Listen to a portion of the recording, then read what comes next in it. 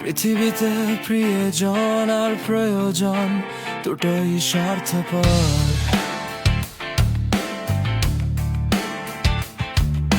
স্বার্থ ফুরিয়ে গেলে প্রিয়জন হারিয়ে যায়, আর প্রয়োজন ফুরিয়ে গেলে তার উপরে ধুলো পড়ে যায়।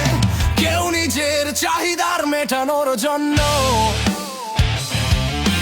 কারো কাছে নানান আবদার করে, আবার কেউকে তার সেই চাহিদা মেটাতে না পারার ব্যর্থতার বোঝা বয়ে বেড়াতে হয়।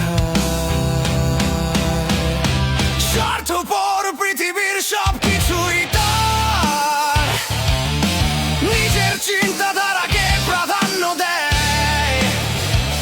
ঘড়ির কাঁটা যেমন সময়ের প্রয়োজনে ক্ষণিকের জন্য একত্র হয়, আবার দীর্ঘ সময়ের জন্য পৃথক হয়ে যায়।